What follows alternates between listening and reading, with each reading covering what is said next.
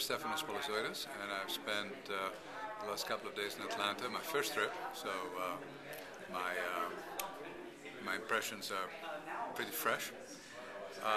My sense is that downtown Atlanta, like many other American downtowns, were changed in the second half of the 20th century through a couple of very big ideas.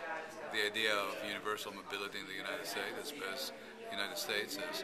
best expressed by the interstates, the construction of the interstate system, and then the move to generate the new city, the modern city, which would replace the corridor street city of Europe and the eastern United States, and which would become a source of openness and prosperity and a symbol of the modern new world to be. Those were very big ideas, and they moved the imagination of the population. They did a lot of good, but they also inadvertently caused enormous damage. And the damage they caused had to do with driving these roads through cities, destroying existing fabric, destroying existing economies, upsetting the balance of neighborhoods and the lives of people. And they ultimately generated an urban form that I think is grossly deficient in many ways. Its greatest deficiency, which is something that one observes clearly in downtown Atlanta, is that the place is dominated by buildings and not by the public realm, by public space. It is therefore very difficult to walk. It's very difficult to access. It is very difficult to experience as an integrated place to live and to work and to entertain oneself.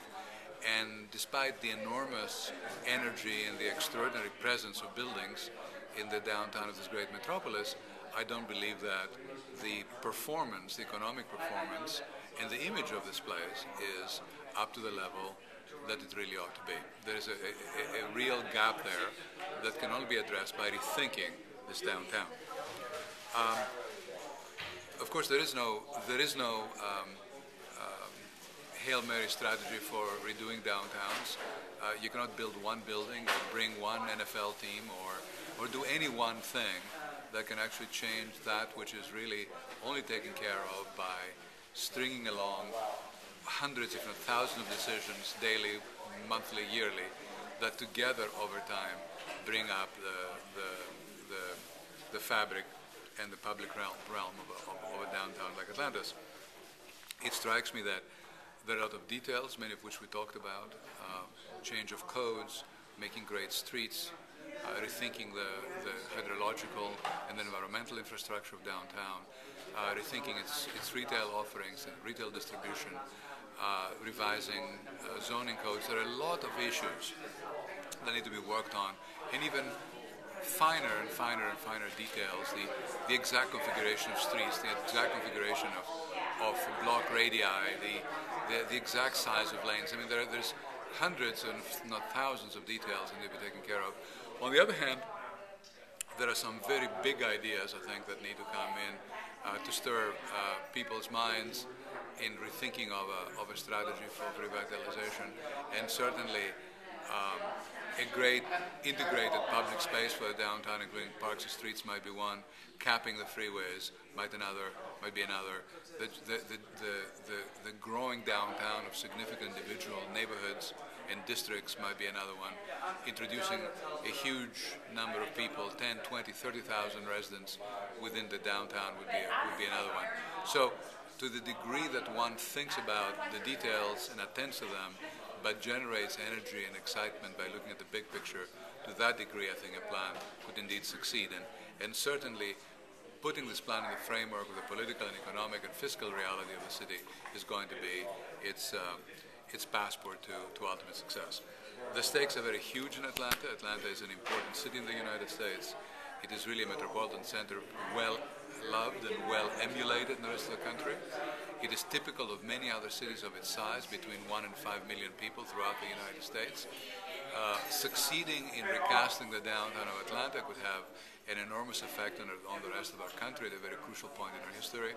And it seems to me that the coming of the CNU to Atlanta is an opportunity to focus on these opportunities, to focus on changing those things that can be changed internally, to gather an agenda of changes that can be presented to the state and to the federal government, and to put together the kind of physical environment here over the next 50 years that we would surprise our children and grandchildren, as we're surprised today, by looking at what this place looked like in 1957 when Professor Allen showed us some of the black and white photographs of the downtown that were so amazingly, what can I say, seeming of another century almost, and yet they're photographs of our lifetime. Small change over time, well executed, can generate gigantic positive effect, and it seems to me that is one of the great promises of urbanism and of the pleasure of living and the economic prosperity that can follow it.